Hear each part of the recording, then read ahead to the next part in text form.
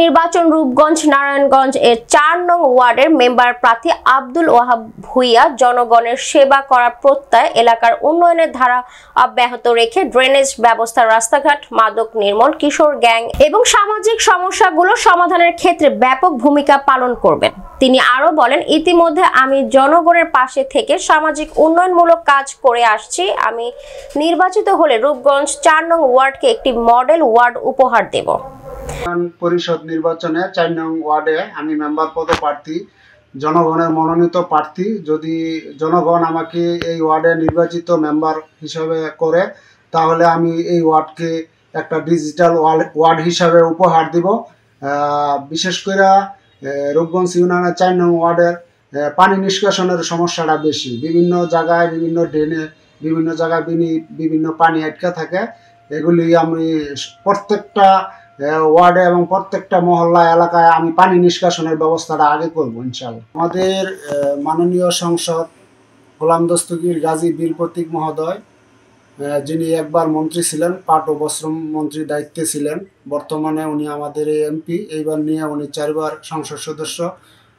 গাজী গোলাম দস্তগীর বীর প্রতীক মহোদয় খুবই ন্যায়বিতি এবং ভালো মানুষ এবং সরল মনের মানুষ।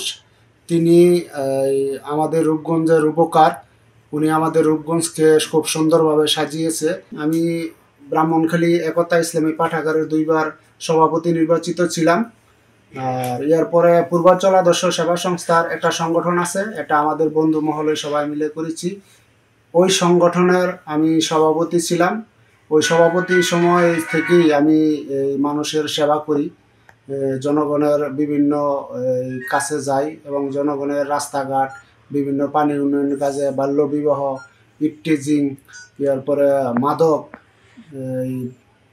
বিভিন্ন কার্যকলাপে আমি সামাজিক কাজে জড়িত থাকি। এই হিসাবে জনগণ আমাকে অনেকবারই আমার বাড়িতে এসে বলতেছে যে তুমি এবার মেম্বারি পদপ্রার্থী হও, আমরা তোমাকে ভোট দিব।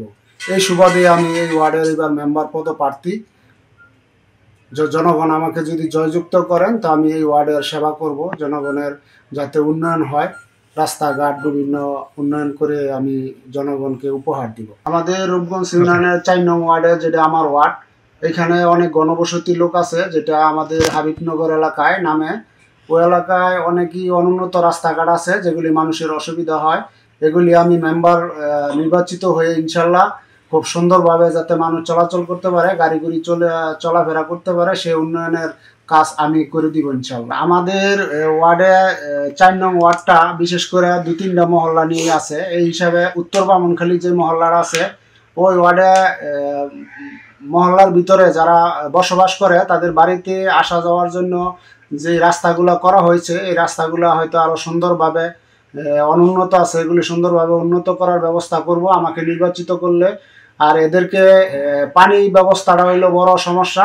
এদের বৃষ্টি হলেই পানি বেজে যায়। যেমন আছে শিমুলিয়া, উত্তর ব্রাহ্মণখালী দেখা গেছে শিমুলিয়া, হায়দার ট্যাক, তারপরে গায়নবাড়ি, লোত্তার ট্যাক, এগুলি এই এলাকাটা পুরো এই পানি নিষ্কাশনের ব্যবস্থাটা আমি ইনশাল্লাহ নির্বাচিত হয়ে করবো ইনশাল্লাহ। 4 নম্বর ওয়ার্ডে আমরা হব্বাই যারা আছে, আমাদের গ্রামের লোক ভালো, আমরা চাই ওরা যে মেম্বার যারা আছে, যখন আমরা এই লোক হিসাবে ভালো, যখন ভোট দিতেছি।